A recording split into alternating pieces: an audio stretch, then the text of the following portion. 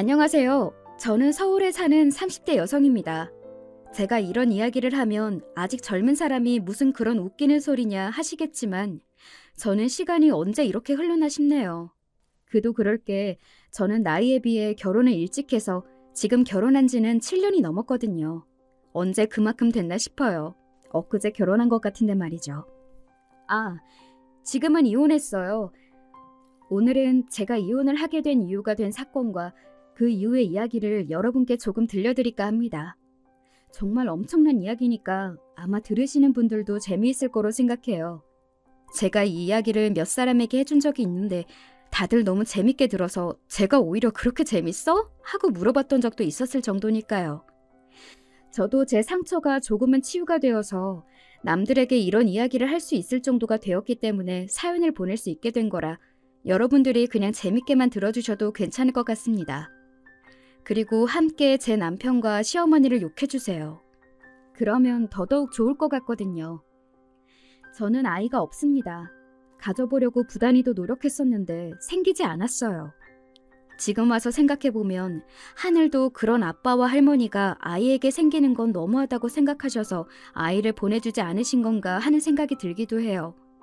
그만큼 저희 남편과 시어머니가 정말 몰상식하고 비정하고 막대먹은 사람들이거든요. 남편과 저는 우연히 만났습니다. 지인의 지인이 겹쳤어요. 이렇게 생각하니 상당히 먼 관계네요. 만나지 말았어야 했는데 말이죠. 아무튼 남편은 첫눈에 저에게 반했었어요. 제 자랑같이 들리겠지만 저는 인물은 괜찮은 편에 속했습니다. 그리고 저를 남몰래 좋아하는 남자들이 많다는 것쯤은 알고 있을 만큼 말이죠. 그래서 누군가에게 고백을 받거나 하는 일은 드문 일이 아니었어요. 그래서 남편의 고백도 그다지 놀라지 않았던 것 같아요. 아니 사실은 첫 만남부터 이 사람 나한테 호감이 있구나 이런 걸 바로 느낄 수 있었습니다. 저만 보고 저한테만 말을 걸었으니까요. 하지만 저는 그런 남편이 부담스러웠어요. 네, 솔직히 정말 제 취향이 아닌 사람이었습니다. 저는 좀 사람이 듬직하고 성실해 보이는 사람을 좋아했거든요. 그런데 남편은 누가 봐도 그런 느낌을 풍기는 사람은 아니었어요. 오히려 굉장히 날라리 같은 느낌의 사람이었습니다. 그래서 처음 몇 번은 거절했었어요. 그런데 남편은 꽤 성실하고 집요하게 저에게 고백을 해왔습니다. 그런 모습이 조금 의외이긴 했던 것 같아요. 그리고 저는 의외인 모습에 조금 약하거든요. 남편의 적극적인 대시로 우리 두 사람은 만나게 되었고 만난 지 1년 정도 지나서 청혼받았어요. 당시에 나이가 결혼하기에는 어린 편에 속했던지라 주변에서는 뭐 그렇게 결혼을 벌써 하냐는 이야기를 많이 들었습니다. 제일 예쁠 때 하는 거라 아깝다면서요. 하지만 저는 그런 사람들에게 이렇게 이야기했었어요. 제일 예쁠 때 결혼하면 좋지 않아요? 그렇게 생각하면 또 그렇긴 하지. 그리고 좋은 사람이면 그냥 이 사람 저 사람 만나볼 필요 없이 하는 것도 좋죠. 그것도 네 말이 맞기는 하다. 지금 와서 돌이켜보면 정말 다 후회가 되는 소리지만 말입니다. 제일 예쁠 때 그런 쓰레기 같은 새끼랑 결혼하게 된 거니까요. 남편이나 저나 다른 조건들은 평범했어요. 남편이 저보다 조금 더 좋은 대학을 나왔다는 건 다르기는 했지만 그래도 남편이 다니는 회사가 제가 다니는 회사보다 객관적으로 좋은 회사는 아니었거든요. 월급도 제가 더 많았고 말이죠. 그래서 첫 인사를 갔을 때 시어머니가 저를 굉장히 어화둥둥했었습니다. 아이고 우리 집에 이런 복덩이가 라면서 말이죠. 제가 아니라 제가 벌어오는 돈 때문이었지만 말입니다. 결혼하고도 일 계속 할 거지? 네, 저는 하고 싶어요. 그런 마음가짐 좋다. 요즘 같은 시대에는 둘이 같이 벌어야지. 그리고 좋은 직장인데 너무 아깝지 않니? 저를 생각해서 하는 말이라고 생각했는데 다 돈 때문이었다는 건 얼마 지나지 않아 결혼 생활을 하면서 알 수 있었지만 말이죠. 하지만 엄청나게 노골적이지는 않았어요. 은은하게 티를 내기는 하셨지만 말이죠. 나는 생일 선물로 다른 거 다 필요 없다. 현금으로 다오. 밥 사고 뭐 챙기고 이런 거 대신 돈으로 다오. 뭐든 돈으로 달라는 이야기를 하셨습니다. 뭐 다른 사람들 입장에서 볼 때야 시어머니가 그래주면 편한 거 아니냐 할 수 있는데 시어머니는 늘 금액을 마음에 들어 하시지 않았습니다. 이게 뭐니? 이걸 누구 코에 붙이라고 준 거야? 아니, 생신 때 저 100만 원, 남편 100만 원 이렇게 해서 200만 원 정도면 많이 드린 거 아닌가요? 우리 집이 굉장히 부자도 아니고 저희 두 사람이 무슨 의사, 변호사 이런 직업이라 돈을 많이 버는 것도 아닌데 말입니다. 그냥 회사를 둘 다 다녀서 조금 여유가 있다 정도죠. 네? 제가 당황해서 눈을 동그랗게 뜨고 그렇게 물었더니 시어머니는 조금 민망한 듯 헛기침을 하시더군요. 하지만 그 이후로도 은근히 용돈을 바라거나 주위에 누구는 얼마를 받네 어쩌네 하면서 돈을 요구하는 일이 잦았습니다. 처음에 한두 번이야 그냥 골치 아파지기 싫어서 드렸는데 점점 부담이 되기 시작했어요. 그래서 어느 순간부터는 그냥 모른 척 했던 것 같아요. 은근히 요구를 하셔도 눈치 없는 척 말입니다. 이번에 내 친구가 글쎄 자식들한테 서프라이즈로 1,000만 원을 받았나 보더라고. 그 집 자식들이 돈을 굉장히 잘 버나 봐요. 그렇지도 않은데 그랬다더라. 그러면 미래에 대한 계획이 너무 없는 거 아니에요? 젊은 때 돈을 잘 모아놔야 하는 건데 어쩌다 한 번이거나 여태 부모님한테 뭔가 해준 게 없는 거 아니에요? 제가 그렇게 이야기하니 입을 삐죽거리며 다물더군요. 그리고 모르는 척 했습니다. 그랬더니 어느 순간부터는 잔소리가 심해지기는 했어요. 너는 아무리 회사를 다닌다지만 너무 기본적인 집안일도 안 하는 거 아니니? 집에서 밥 먹을 사람이 없어서요.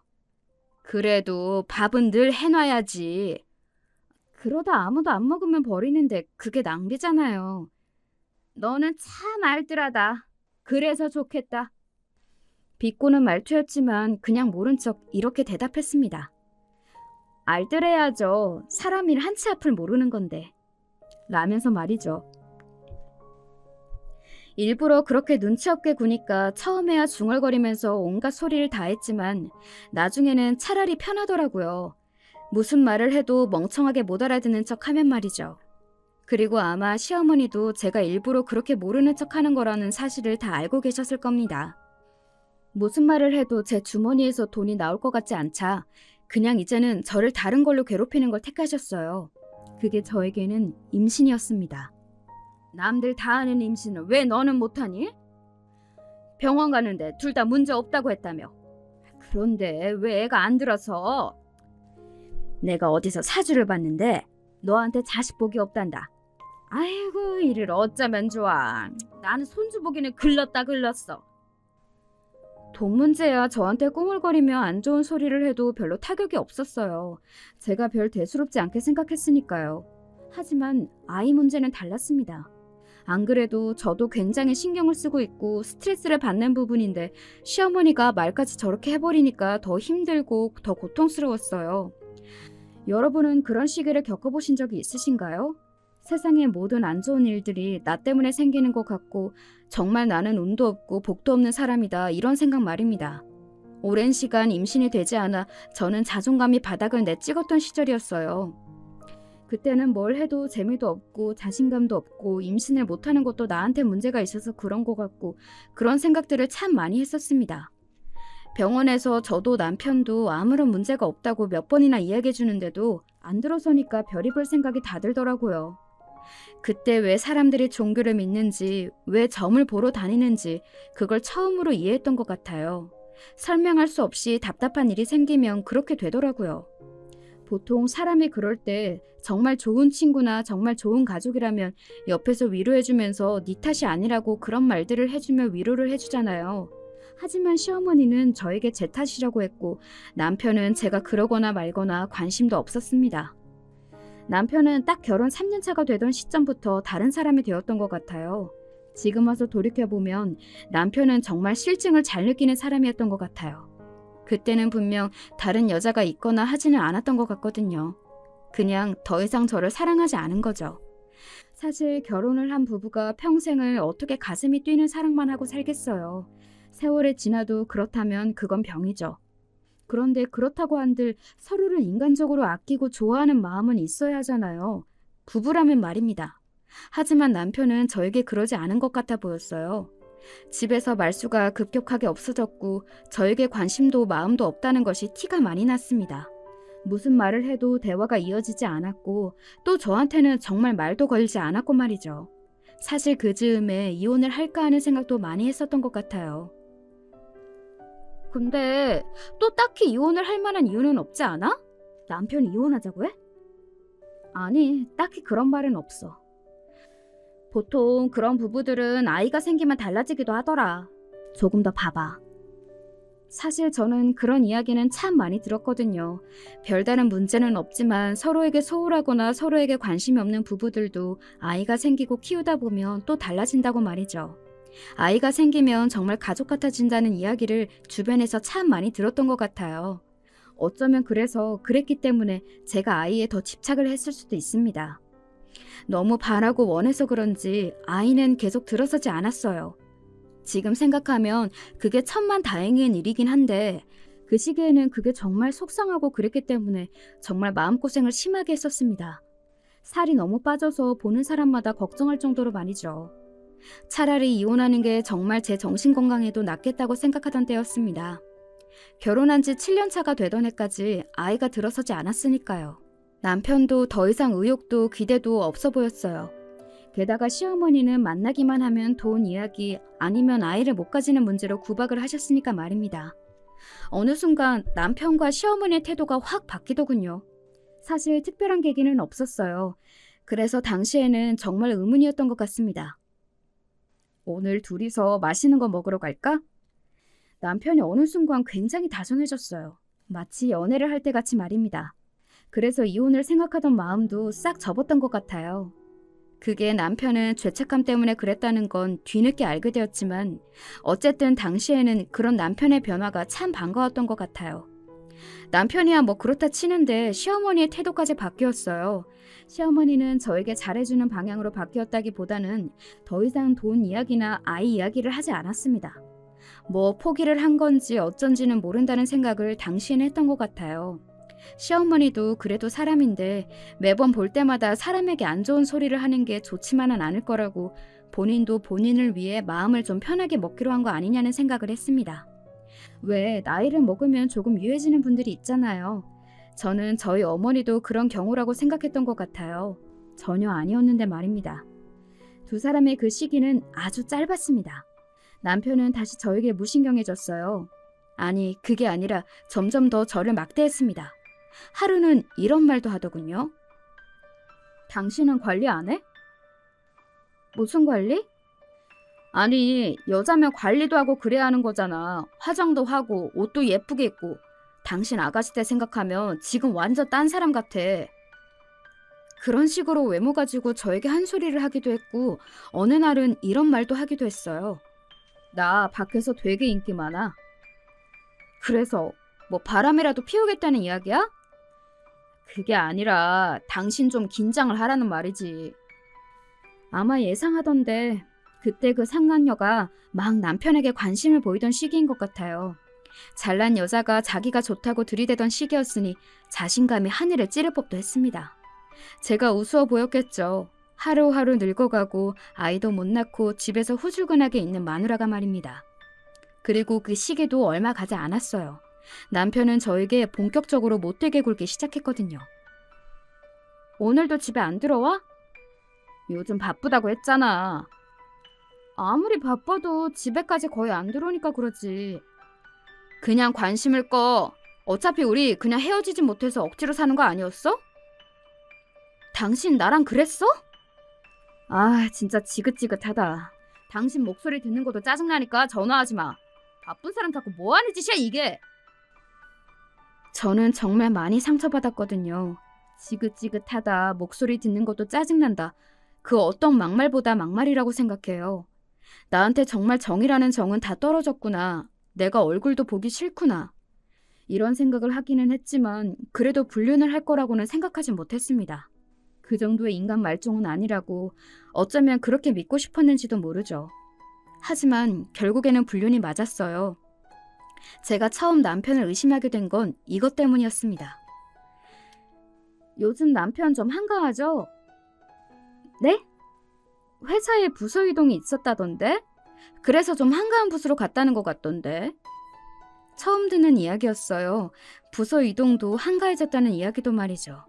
오히려 요즘 너무 바빠서 집에도 들어오지 않았잖아요. 그때 처음으로 남편에게 여자가 생긴 것 같다고 생각했습니다. 그래서 남편 몰래 남편 휴대폰을 보게 되었던 것 같아요. 평소에 그런 행동을 하는 걸 참 모양 빠진다고 생각했었는데 제 상황이 되니까 그거 말고는 달리 할 수 있는 게 없더라고요. 그래서 사람은 자기 일이 되어보기 전까지는 함부로 생각하거나 말하면 안 되는 것 같습니다. 그리고 그렇게 확인하게 된 휴대폰 안에는 불륜의 증거들이 넘쳐났어요. 남편은 아마 제가 자신의 휴대폰을 들춰볼 거라는 생각을 하지 않은 것 같았습니다. 그동안 서로에게 그만큼 관심이 없었으니까요.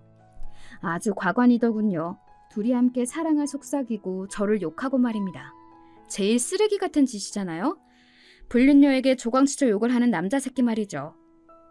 이혼 언제 할 거야? 나 빨리 오빠랑 결혼하고 싶단 말이야. 조금만 기다려. 조만간 이야기할 거야. 뭐 위자료 그런 거 주기 싫어서 그래? 걱정하지 마. 내가 다 줄게. 네 돈도 아까워. 그리고 그년도 어차피 금방 떨어져. 근데 오빠 부인 더럽게 눈치 없는 타입인가 보다. 남편이 바람난 것도 몰라? 원래 둔하고 눈치 없고 답답한 타입이야. 그러니까 내가 결혼하고 얼마 안 돼서 질렸지.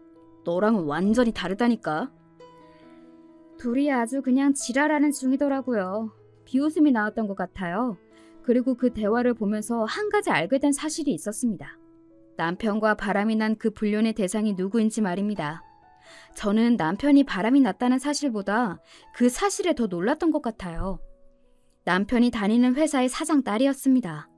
아무리 뭐 대기업까지는 아니라고 해도 그래도 나름 이름 있는 중견기업이었어요. 그런 집의 딸이면 엄청나게 돈이 많은 아가씨일 게 분명했습니다. 게다가 남편과 나눈 대화를 보니 아직 20대인 것 같았고 말이죠. 그런 아가씨가 뭐가 모자라서 불륜을 하는지, 그것도 우리 남편 같은 남자랑 하는 생각이 들어서 그건 좀 많이 놀랐던 것 같아요. 그 모든 대화 내용을 제 휴대폰으로 옮겼습니다. 뭐 이렇게 이야기하면 저는 별로 충격을 받거나 힘들지 않았던 것처럼 느끼시는 분들도 있으실 수 있겠죠. 하지만 굉장히 힘들었습니다. 그래도 저는 남편을 믿었거든요. 그러니까 그 지경이 되도록 한 번도 의심하지 않았던 거고 말이죠. 화가 났어요. 순순히 이혼해줄 수 없다는 생각이 들었습니다. 그래서 저는 그 다음 날부터 조용히 남편의 외도 증거들을 모았던 것 같아요. 생각보다 많이 흘리고 다녀서 증거를 모으는 일은 너무 쉬웠습니다. 나를 얼마나 우습게 보며 그러나 싶은 생각에 슬펐던 기억이 있네요. 그리고 얼마 뒤에 시어머니가 저를 불렀습니다. 이혼하거라. 시어머니가 그렇게 이야기하며 저에게 뭔가를 건네더군요. 봉투였습니다. 무슨 드라마 속에서나 보던 상황을 제가 당하고 있으니 기분이 몹시 얼떨떨했습니다. 갑자기 그게 무슨 소리세요? 내가 봤을 때 니들 둘 사이에는 더 이상 아이가 들어설 것 같지도 않고 대면대면 하자니 그냥 갈라서고 각자 새 출발하는 게 아무래도 낫겠다 싶어. 제가 조용히 시어머니가 준 봉투 속의 돈을 확인했어요. 1,000만 원짜리 수표 5장이 들어있더군요. 직감적으로 알 수 있었습니다. 아, 시어머니는 남편의 외도를 알고 있다. 그리고 그 여자가 부잣집 여자라는 것도 알고 있다고 말이죠. 돈을 그렇게 끔찍하게 생각하시는 분이 5,000만 원이나 되는 돈을 저에게 턱하고 줄 수 없다고 생각했거든요. 시어머니는 그럴 수 있는 사람이 아니었습니다. 저는 다른 뭔가를 확인하는 척하며 조용히 휴대폰의 녹음 기능을 눌렀어요. 그리고는 이렇게 말했습니다. 어머니도 아시나 봐요? 제 그 말에 시어머니가 화들짝 놀라는 게 보였습니다. 뭐를? 어머님 아들 바람난 거, 그것도 부잣집 딸이랑. 제 그 말에 시어머니는 움찔하더군요. 놀란 얼굴이 아니었습니다. 네가 그걸 어떻게 알아? 하는 얼굴이었지 말입니다. 그 얼굴을 보고 있는데 역겹다는 생각이 들더군요.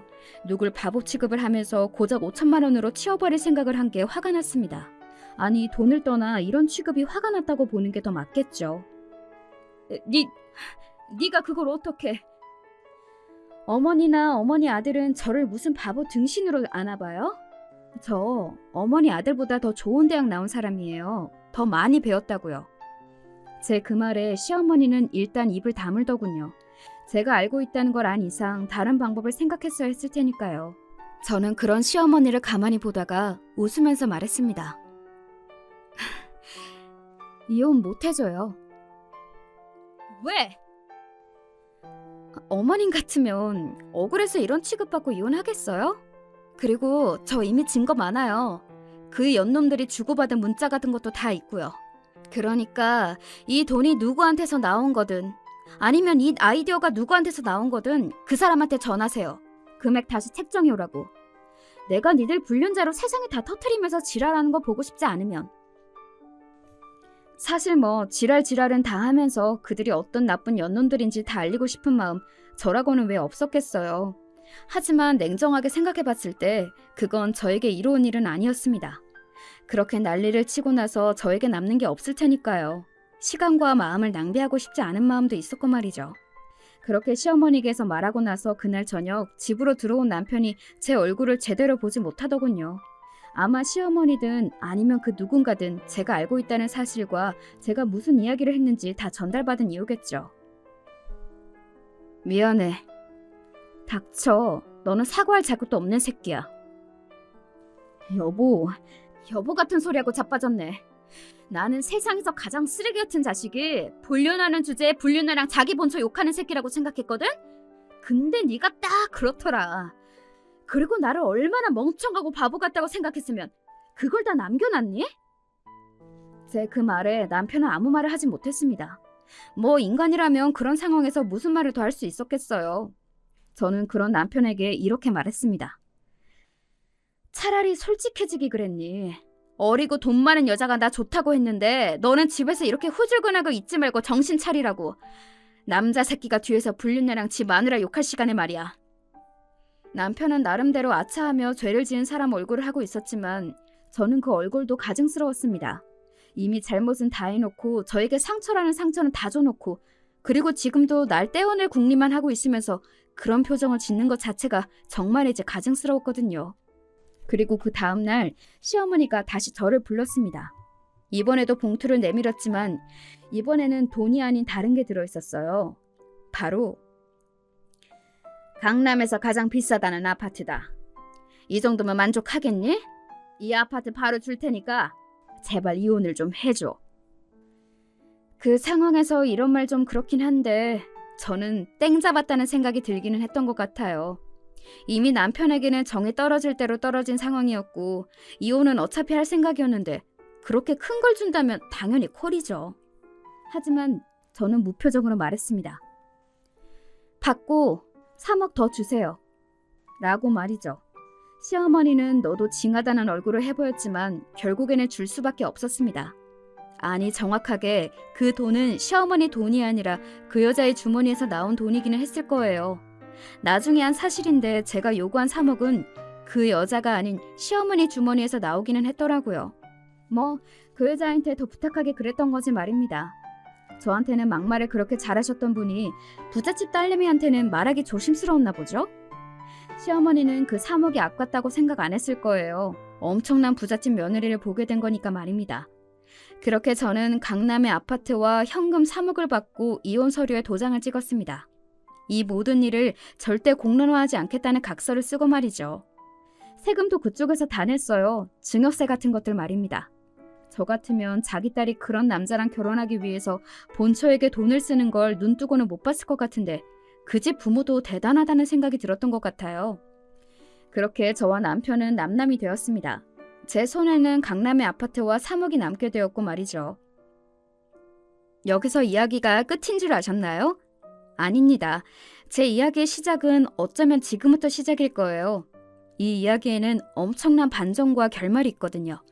지금부터는 더 집중해서 들어주세요. 정말 재미있으실 겁니다.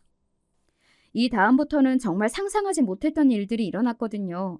마치 하늘이 그들에게 벌을 주듯 말입니다. 이혼 서류에 도장을 찍고 모든 게 마무리가 되고 얼마 지나지 않아 그 두 사람이 결혼한다는 소식이 들려왔습니다. 그때까지만 하더라도 뭐 당연히 그러겠거니 그러려고 나한테 그만큼 주고 조용히 이혼하려고 한 거겠거니 하고 넘겼어요. 너한테 그 돈을 줘가면서 이혼 서두른 이유가 있었더만. 뭔데? 임신했대. 사실 스스로 상처받지 않으려 많은 생각을 하고 다독이기도 했지만 거기서는 조금 타격이 있기는 하더군요. 그렇게 노력해도 들어서지 않고 나를 힘들게 했던 아이를 그렇게 금방 그렇게 쉽게 가졌다는 이야기를 들으니 그럴 수밖에 없기는 했습니다. 그리고 나한테 문제가 있었나 하는 생각도 들 수밖에 없었고 말이죠. 속전속결로 결혼까지 해치운 두 사람은 유럽으로 한 달간 신혼여행을 갔다더군요. 남편이 회사를 그만뒀다는 이야기를 전달받으면서 그 이야기도 들을 수 있었습니다. 이제 부잣집 사위가 되더니 그런 월급쟁이는 시시해 보이지 않았겠냐며 회사를 그만둔 남편의 이야기를 한다고 하더군요. 아마 회장인 회사에 들어가서 일하지 않겠어? 그런 병신 같은 새끼들은 인생이 망해야 하는 건데. 꼭 못돼 빠진 인간들이 잘 살더라. 열받게. 다들 분노했습니다. 남편이 저를 그렇게 버려놓고 잘 사는 걸 말이죠. 그것도 아주 잘. 질투가 날 만큼요. 물론 저도 그 사실에 화가 나지 않은 건 아니었지만 다르게 생각하면 그럴 것도 아니기는 했습니다.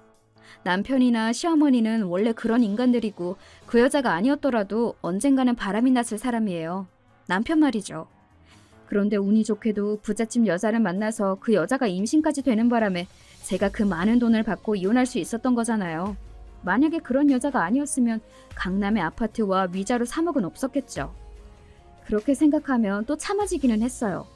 그럼에도 그런 인간들이 여전히 떵떵거리며 나보다 더 잘 산다는 건 화가 나기도 하고 가끔 자다가도 벌떡 일어날 만큼 분한 기분이 들기도 했지만요.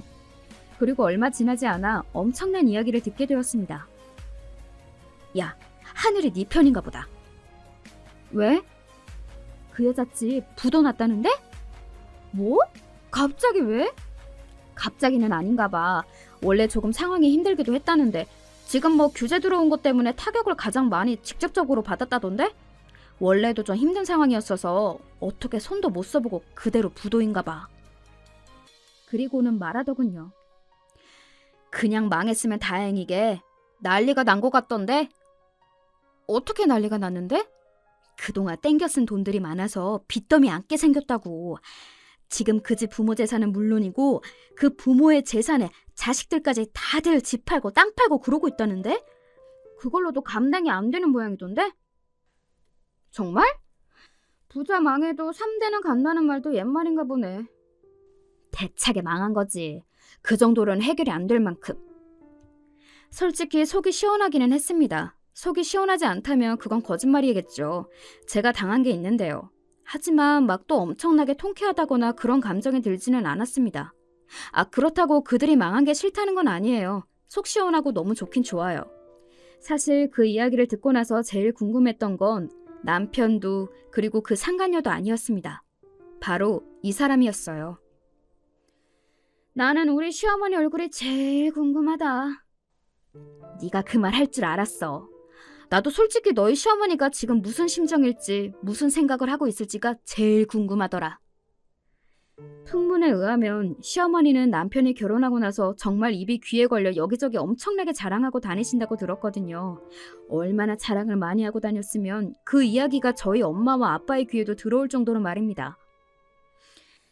네 시어머니가 주변에 새며느리 자랑을 그렇게 하고 다닌다는데 그 여편녀는 양심이라는 게 없는 사람이니? 이혼을 한 지 얼마나 됐다고 그래. 그리고 그 둘이 불륜한 거 모르는 사람이 없는데. 원래 그런 사람이니까 너무 화낼 필요 없어. 그리고 자랑을 하고 다닐 거면 자랑만 하고 다니지. 전 며느리 욕은 왜 하고 다니는 거야? 내가 정말 찾아가서 머리끄댕이를 잡고 싶은 걸 겨우 참았네. 제 욕을 그렇게 하고 다닌다고요. 돈밖에 모르고 임신도 못하고 정이라고는 없는 못된 애였다고 그렇게 말을 하고 다닌다고 하더군요. 다행스러운 건 그 와중에도 시어머니가 하는 그 말들을 아무도 믿지 않았다는 겁니다. 결혼할 때 불러있던 신부의 배로부와 그 두 사람이 불륜인 건 빼도 박도 못하는 사실이었기도 했고 돈밖에 모르는 건 시어머니라는 걸 모르는 사람이 없었거든요. 그만큼 시어머니가 돈에 대한 집착이 대단하기도 했고요. 그래서 저희 부모님은 그 집안이 망했다는 이야기를 들으시고는 그 누구보다 통쾌해하셨습니다. 엄마는 감사하다고 기도도 드렸대요. 역시 그렇게 살면 다 돌려받는다니까. 이렇게 하루아침에 누려보지도 못하고 금방 망할 거. 그 유난을 떨고 그 난리를 떨고. 진짜 나 같으면 쪽팔려서 확 죽고 싶겠다. 지금은 쪽팔려서 죽고 싶다기보다 그 엄청난 재산을 날린 게 분통해서 죽고 싶을걸? 그 양반은 그럴 양반이야. 저는 시어머니가 지금 무슨 심정으로 무슨 마음으로 어떻게 있을지가 눈에 훤히 보였습니다. 땅을 치고 있을 게 뻔했어요. 그리고 그 상간녀를 욕하고 있겠죠. 너 같은 년이 내 아들 꿰어내지만 않았어도 지금도 잘 먹고 잘 살고 있을 거라고요. 바람이 난 자기 아들과 그런 부잣집 여자와 바람이 나서 쌍수 들고 좋아했던 자기 모습은 생각도 하지 않은 채 말입니다. 이사를 갔다고 하더군요. 원래 살던 집을 팔고 작은 집으로, 그리고 더 집이 싼 동네로 말입니다. 저는 강남 아파트에 살고 있었는데요. 진짜 너무 웃기지 않아요? 저는 그 상황이 정말 마치 드라마 같아서 한동안 믿기지 않았던 것 같아요. 그리고 시어머니가 저를 찾아왔습니다. 솔직히 저는 찾아올 거라고 생각했어요. 지금 다 잃었는데 남편은 회사까지 그만두고 백수 생활을 하고 있는데 저에게 줬던 3억과 그 강남 아파트가 당연히 눈에 아른가렸겠죠. 시어머니라면 꿈에도 저에게 줬던 것들이 아까워서 벌떡 일어났을 사람이거든요. 내가 전해줬던 그 돈이랑 아파트, 정확히는 돈만 어머님이 주신 거죠. 그 아파트는 그 여자가 해준 거 바보가 아닌 이상 다 알 거라고 생각 못하세요? 어쨌든 그거 왜요? 다시 돌려줘. 시어머니의 그 뻔뻔함에 정말 웃음이 나왔던 것 같아요. 정말 말 그대로 웃겼습니다. 비웃으려는 의도나 생각 이런 거 없이 그냥 순수하게 웃음이 터져나왔어요. 예상한 대로 이야기하고 있는 시어머니도, 그리고 아무리 예상을 했다지만 그렇게 사람이 뻔뻔할 수 있다는 것도 모두 다 말입니다. 장난하세요? 장난 같아 보이니? 제가 그걸 드릴 거로 생각하세요? 준 사람이 달라고 하면 돌려줘야지. 이렇게 멍청하신 분이었어요? 아니면 돈이 사람을 이렇게 만드는 거예요? 그런 제 말에 시어머니는 잠시 입을 꾹 다물더니 저를 노려봤습니다. 법대로 하세요. 저는 한 푼도 못 드려요. 제가 받은 상처, 지난날 어머니한테 받은 학대, 뭐 기타 등등 모든 것들에 대한 보상이었고 법적으로 절차도 다 끝난 완벽한 제 재산이에요.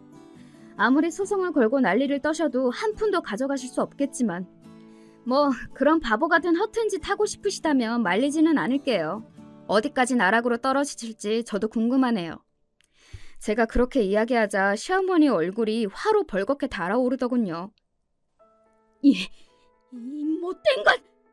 사실 자기 말이 자기도 말이 안 된다는 걸 스스로 그 누구보다 잘 알고 있었을 겁니다. 하지만 그 돈을 생각하면 잠을 잘 수도 먹을 수도 없었겠죠. 그러니 이런 억지를 부리는 거라고 말이죠. 다른 할 말이 없으니 못된 년이라는 둥, 너는 우리가 불쌍하지도 않다는 둥, 그런 논리적이지 못한 말들로 어거지를 부리는 거였고요. 저는 이런 한 장 당신한테 줄 생각 없으니 돌아가세요. 그리고 한 번 더 찾아오시면 정말로 경찰에 신고할 겁니다. 저는 해요. 아시겠어요? 그리고 그 자리에서 일어섰습니다. 뒤에서 저를 욕하는 시어머니의 목소리가 들려왔어요. 정말이지 악이라는 악은 다 쓰더군요. 원래도 망가져 있던 사람이었지만 모든 걸 잃은 망가진 사람은 말로가 저렇게 추하구나 하는 생각이 들었던 것 같아요. 그 부잣집 여자였던 상강녀가 조산했다는 이야기를 전해 들었습니다. 뭐 본인도 스트레스가 크기는 했겠죠. 평생을 부잣집 딸로 살다가 지금 한순간에 돈도 없고 백도 없고 게다가 구박까지 받는 상황이 되었으니 말이죠. 시어머니가 그녀를 엄청나게 탓하고 구박하고 있을 거라는 건 보지 않아도 듣지 않아도 알 수 있었습니다. 보나마나 네가 내 아들 신세를 망쳤느니 하면서 고래고래 소리를 지르고 있겠죠. 저에게 했던 것처럼 말입니다. 다 업보라고 생각해요. 불쌍한 마음이 단 하나도 들지 않고요. 그리고 또 얼마 지나지 않아 이런 이야기를 들을 수 있었습니다. 결국에는 집 팔고 시댁으로 들어갔대. 시어머니랑 같이 산다고? 그 정도로 한 푼도 없이 쫄딱 망했어? 망한 정도가 아니라니까. 그 집 부모님은 지금 전국을 돌아다니면서 빚쟁이들한테 도망다니는 신세가 됐고 자식들 찾아가서 돈 달라고 하도 지랄하니까 어쩔 수 없이 집도 판 거지. 용케 안 쫓아내고 같이 사네? 안 그래도 나가라고 그랬는데 자기는 죽어도 못 나간다고 그랬다던데? 그 상간녀가? 오, 그 상간녀도 거기 나가면 갈 곳 없다는 거 아니까 죽어도 거기 붙어 있으려고 하는 거지. 게다가 애도 낳았고. 와, 그 노인네 복장 뒤집어졌겠다. 복장만 뒤집어져? 지금 뒤로 넘어가기 직전이라더라. 정말 궁금해서 들여다보고 싶어질 정도였어요. 그 상간녀와 시어머니가 한 집에서 사는 모습 말입니다. 난리도 그런 난리가 없을 것 같았거든요. 그 인간은 취직은 했대? 네 전남편? 아니, 그 회사 나올 때 별 지랄을 다 하고 나오기도 했지만 소문도 이미 다 난 마당에 누가 그만큼 빚 있는 사람을 쓰려고 하냐? 회사 입장에서도 골치 아프지, 그런 직원 데리고 있는 건. 그러면 집에서 놀아? 돈을 벌어야 할 거 아니야. 여기저기 아르바이트 이런 거 하다가 그마저도 적성에 안 맞는 건지 아니면 그 와중에 자존심이 상하는 건지 안 하고 지금은 집에 틀어박혀서 술이나 마신다고 하더라. 정말 답도 없다, 답도 없어. 남의 인생을 보고 또 돌아가는 상황 이야기를 듣고 그 정도로 답이 없다고 생각해 본 적도 없었을 겁니다. 제 이야기가 아니고 이제는 저랑 상관도 없는 사람들 이야기인데 듣는 것만으로도 속이 답답해져 오더군요. 그러게, 바람 안 피우고 너랑 잘 살았으면 이런 일 당하지도 않잖아. 그럼 그건 내가 불쌍하지. 그런 인간이랑 계속 살았어야 한다는 건데. 그건 또 그렇네. 그리고 그 이후로는 지인들에게 더 이상 저에게 남편과 시댁의 이야기를 전달해주지 말라고 했어요. 이제 그들이 대차게 망한 걸 알았고 답도 없는 삶을 사는 걸 알았으니 그걸로 되었다고요. 더 이상의 이야기는 전달받고 싶지 않았습니다. 왜 그런 기분이 들었는지는 모르겠지만 그렇더라고요. 물론 업보가 돌아가길 그 누구보다 간절하게 원했었고 그리고 망했다는 이야기를 들었을 때도 정말 속이 시원하기는 했지만 그렇게 말도 안 되게 망하고 상황이 힘들어졌다는 이야기는 마냥 반갑거나 하지는 않았던 것 같아요. 물론 그렇다고 불쌍하거나 안 됐다거나 그런 생각이 드는 건 절대 아닙니다. 그리고 제가 받은 돈들을 단 한 푼도 돌려줄 생각이 없고요. 그건 당연한 건데 그냥 그런 마음이 들었어요. 그리고 또 한동안은 잊고 살았습니다. 어차피 이제는 제 눈에는 보이지 않는 사람들이고 또 이야기도 전달받지 않으니 그냥 잊어지더라고요. 여보? 그런데 정말 우연히 남편을 만났습니다. 그럴 수 있기는 했어요. 제가 친구 집에 놀러 가는 길이었는데 뭐라도 하나 사갈까 싶어서 마트에 갔었거든요. 그런데 그 동네가 시댁이 있는 동네였기 때문에 혹시나 마주치지 않을까 하는 생각을 하기는 했었어요. 물론 생각만 했지 진짜로 그렇게 될 거라는 생각은 하지도 못했지만요. 여보? 그리고 남편은 혼자가 아니었습니다. 옆에 아마 그 상간녀인 그 여자가 서 있었습니다. 그 여자로서는 이제 자기 남편인데 저한테 여보라고 부르는 이 상황이 반갑지만은 않았겠죠.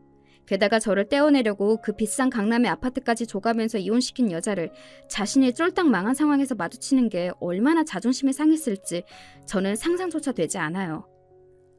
그게 아니고 전부인이세요? 그 상간녀가 저를 향해 묻더군요. 사실 그런 인간의 전 부인이라는 타이틀도 떼어내고 싶었지만 사실은 사실이잖아요. 그 인간과 결혼을 해서 산 사실이 사라지는 건 아니니까요. 제발 사라져줬으면 좋겠지만요. 안녕하세요. 처음 뵙네요. 사실 처음 보는 거였습니다. 평생 얼굴을 보지 못하고 살 줄 알았는데 그런 식으로 보게 되더군요. 부잣집 딸이었던 그녀는 지금은 과거에 그랬다는 그 사실조차 정말이냐 되물을 만큼 그런 모습이 하나도 보이지 않았어요. 그냥 동네에 흔하게 있는, 아니 어쩌면 그보다 후줄근한 아줌마의 모습을 하고 있었어요. 이 동네는 어쩐 일이세요? 그 상간녀는 제가 강남에 살고 있다는 걸 알았을 테니 그 동네는 무슨 일로 왔는지 궁금해할 법도 했습니다. 상당히 날카롭게 물어보더군요. 지 남편 저도 도망갈 텐데 마치 뺏어갈까봐 경계하는 듯한 그 모습에 기가 막히기는 했던 것 같아요. 친구 집이 여기 주변인데 빈손으로 가긴 뭐해서요. 수연 씨 집? 눈치가 없는 건지 아니면 그냥 병신 같은 놈인 건지 그렇게 아는 척을 하더라고요. 지 부인을 옆에 두고 말이죠. 저는 그 질문에는 대답하지 않았어요. 그러고는 그냥 그 상견례를 향해 살짝 고개를 숙인 뒤 자리를 피했습니다. 더 이상 그들과 마주하고 싶지도 않았고 무엇보다 남편의 얼굴을 보는데 역한 기분이 들더라고요. 돌아서서 두 사람과 멀어지는데 뒤에서 그 상간녀가 남편을 향해 소리를 지르는 게 들려왔어요. 여보? 수연 씨지? 아니 나도 모르게 그 입 안 다물어! 생각보다 아직도 꽉 쥐어서 하는 것 같더라고요. 기가 세 보이기는 했습니다. 그리고 사실 남편이 잘못한 거기도 하죠. 거기서 아무리 실수였다고 하나 저에게 여보라고 부른 것과 제 친구를 아는 척한 건 말입니다. 그리고 그날 저녁 집으로 돌아오니 남편에게 문자가 와 있었어요. 이혼하고 그런 연락을 처음 받는 거였습니다. 아마 남편도 상황이 그렇게 엄청난 속도로 바뀌는 거에 적응하지 못하고 또 현실을 받아들이는 데 시간이 조금 필요했겠죠. 그리고 그동안 저라는 존재를 잊고 살았을 거고요.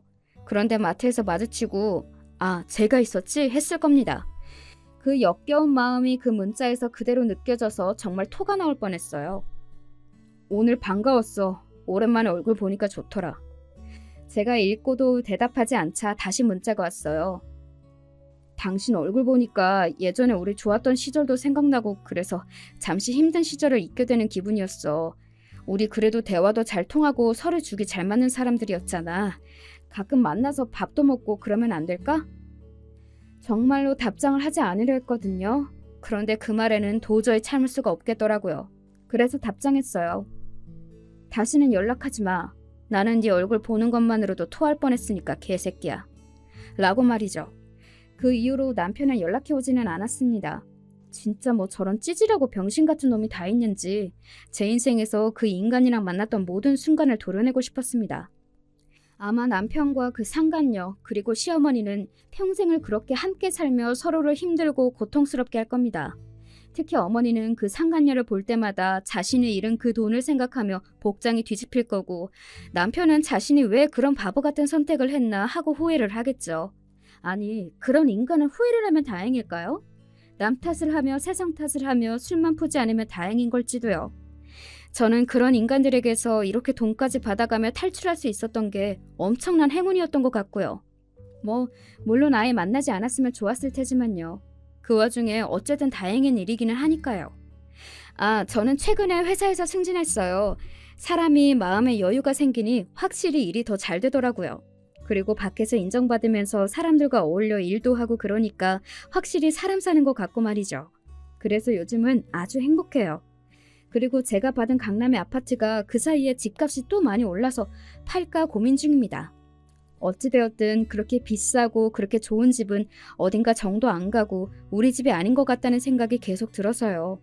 만약에 집을 팔게 되면 그 이후에 제 통장에 찍힐 돈을 보면서 또 나는 정말 잘 탈출했구나 하는 마음이 들 것 같네요. 제 이야기는 여기까지입니다.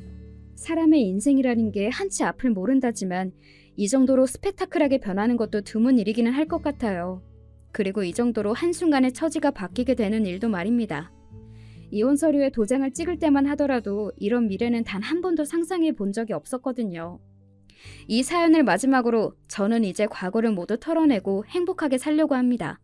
물론 지금도 행복하지만 완전히 다 털어내고 싶거든요.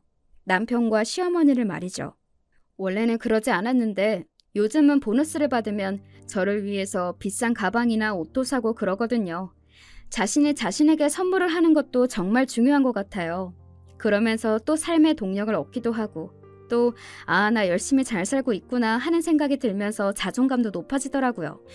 그날도 그 상간녀가 저를 아래 위로 훑었었어요. 제가 비싼 가방을 들고 비싼 옷을 입고 있었는데 아마 그녀는 알아봤을 겁니다. 그리고 분했을 거고요. 그것도 생각이 나네요. 저는 이제 그만 이야기를 줄이겠습니다.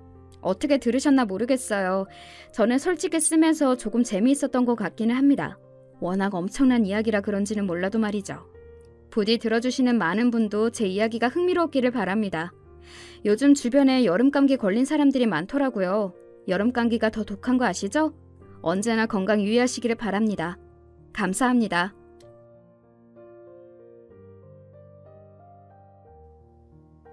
저는 충청도 지역에서 태어나고 자랐습니다. 그 지역은 지금도 시골이고 제가 태어났을 땐 더 발달이 안 된 시골이었어요. 부모님은 작게 농사를 지으셨고 제 위로 언니와 오빠가 3명이나 있는 늦둥이로 태어났습니다. 늦둥이라 가족들의 사랑을 많이 받았지만 워낙 가난했던 형편 탓에 전 넉넉하게 자라진 못했어요.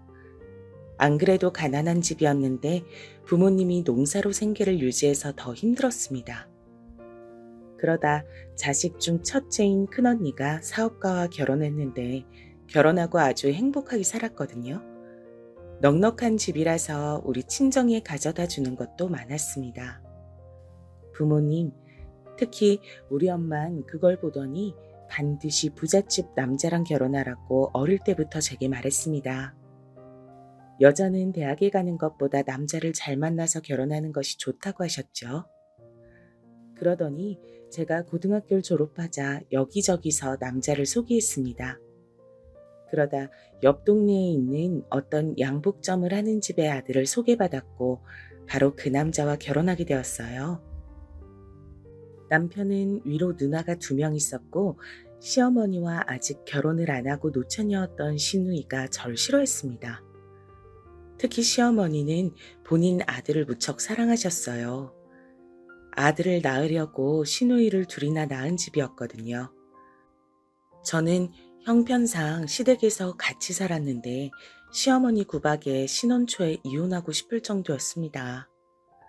하지만 시대 상황상 이혼한 부부를 안 좋게 보기도 했고 우리 친정에서도 제게 참고 살라고 했어요. 시어머니는 다른 것보다 밥에 굉장히 예민한 사람이었습니다. 먹는 것을 잘 먹어야 모든 일이 잘 풀린다고 하셨어요. 그래서 제게 새벽 4시에 일어나서 밥하는 것을 강요하셨습니다. 아침부터 매일 다른 국이나 찌개, 그리고 반찬을 최소 5가지는 만들어야 했습니다. 그래야 아침 7시에 시아버지와 남편을 깨워 밥을 먹일 수 있었거든요. 시어머니는 늘 6시에 기상하셨는데 그때 이미 모든 요리가 완성되어야 했습니다. 만약 조금이라도 늦으면 시어머니는 저를 아주 덜 떨어진 사람으로 취급하셨거든요. 6시에 이미 식탁엔 완벽한 밥상이 있어야 했고 시어머니가 매일 검사하셨어요. 그러다 자기 마음에 안 들면 다시 만들라고 하셨습니다. 메뉴도 일주일에 중복되는 식단이 있으면 안 됐습니다. 남편과 시아버진 양복점을 운영하면서 아침, 저녁을 꼭 집에서 드셨는데 당연히 아침과 저녁은 메뉴가 달라야 했어요. 그렇게 최소 10가지 음식을 일주일에 다르게 준비하니 저는 머리가 터질 지경이었습니다. 제가 원래 친정에서 요리를 자주 했으면 모르겠는데 그것도 아니었거든요. 오죽함 저는 나중에는 시장에 가서 메뉴를 조사할 정도였습니다. 진짜 다행인 것은 시아버지와 남편은 입맛이 그렇게 까다롭진 않았어요. 시어머니가 난리친 탓인지 차려주면 군말 없이 먹었어요. 문제는 바로 결혼하지 않고 같이 살던 둘째 시누이였습니다. 시누이는 단 하루도 반찬 투정을 하지 않던 날이 없었거든요. 된장찌개와 반찬 6가지를 차려놓으면 먹을 게 없다고 시어머니에게 이게 뭐냐고 대놓고 짜증을 냈습니다. 먹을 게 없네. 먹을 게 없어. 도대체 이 나물은 뭐야? 아침부터 고기가 넘어가? 된장찌개 그만 만들라고 했잖아. 엄마, 얜 할 줄 아는 게 이게 전부야? 아, 지겨워. 좀 색다른 요리 좀 연구해봐. 엄마가 계란 후라이라도 해줄까? 우리 딸 먹을 게 없어서 어떡해. 잘 먹어야 피부도 좋고 살도 빠지는데. 예, 가서 우리 딸 먹게 소시지라도 구워. 3살도 아니고 그때 30살이 이미 넘었던 시누이를 저렇게 어르고 달리는 것을 보고 기가 막혔어요. 그때 제 나이가 갓 20살을 넘긴 나이였는데 저 모습을 보니 말도 나오지 않았습니다. 시누이는 직업도 없이 집에서 남자랑 선보는 게 일이었거든요. 물론 나이도 많고 이쁘지도 않고 가장 중요한 성격이 너무 별로라 남자를 만날 수도 없었습니다. 시누이랑 시어머니는 제가 집안일을 하느라 바빠도 신경 쓰지 않았어요. 오히려 소파에 누워 과자를 먹으면서 제게 리모컨을 가져오라고 시켰습니다. 오전에 설거지하고 빨래를 하고 겨우 숨을 돌리려고 하면 시누이는 과일을 가져오라고 했죠. 그러다 심심하면 제게 재밌는 이야기가 없냐고 말동무까지 시켰어요. 결혼했는데 남편과 대화하는 시간보다 시누이의 비위를 맞춰주는 시간이 더 길었을 정도였습니다. 그나마 그래도 버틸 수 있었던 것은 시아버지였어요. 시아버지는 말수가 굉장히 적어서 처음엔 저도 어려웠습니다. 매일 표정이 하나였고 쓸데없는 말은 절대 안 하는 성격이었어요. 사람 자체가 단단해서 제가 우리 친정엄마에게 시아버지는 바위 같다고 했거든요. 그래서 신혼 때는 그런 시아버지를 보고 긴장되니까 괜히 몸둘 바를 모르기도 했습니다. 그런데 시아버진 이런 저를 뒤에서 많이 챙겨주셨어요. 아버님, 저 왔어요. 이거 찾으신 거 맞으세요? 제가 제대로 들고 있는지 봐주세요. 혹시 또 시키실 일 없으세요?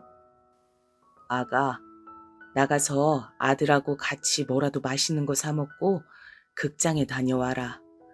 너희 시어머니한텐 말하지 말고, 알겠지? 8시까진 와야 해. 어서 나가라. 시아버진 저를 가끔 양복점에 부르셨어요. 그러면서 몰래 남편하고 시간을 보낼 수 있도록 해주셨습니다. 진짜 그런 시간은 가뭄의 단비였어요. 이런 소중한 숨통이 트이는 시간이 없었다면 전 신혼 때 견디지 못했을 거예요. 시어머니는 음식에 예민하다고 했잖아요.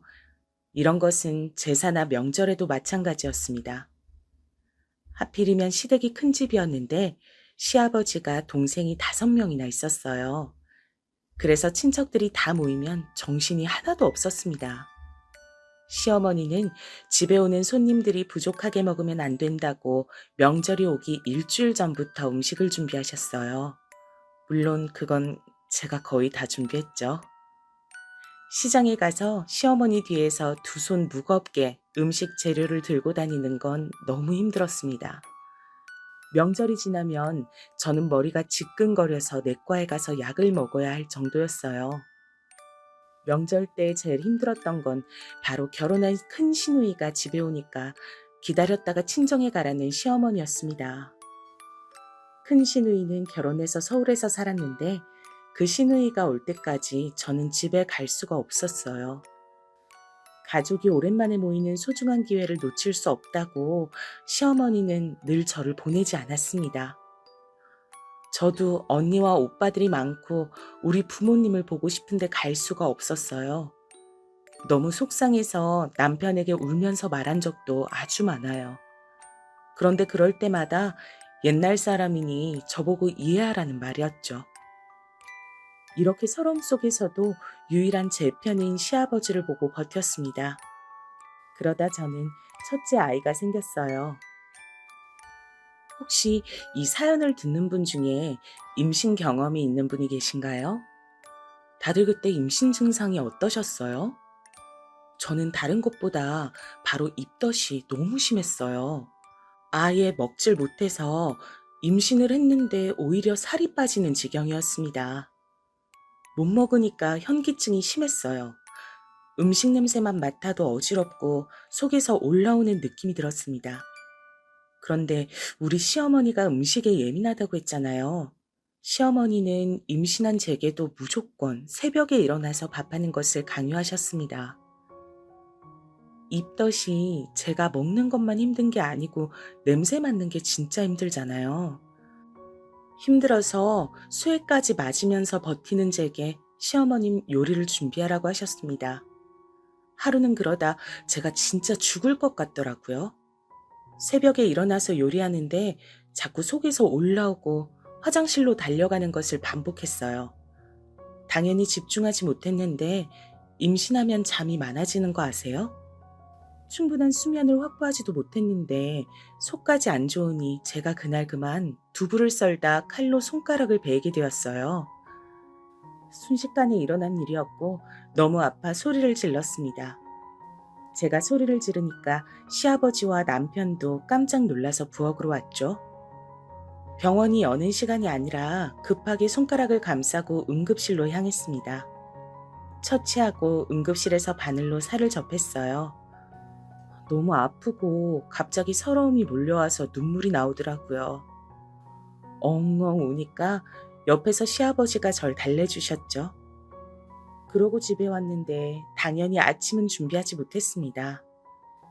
시아버지와 남편이 출근하고 제가 잠을 자려고 누웠더니 시어머니가 들어왔어요.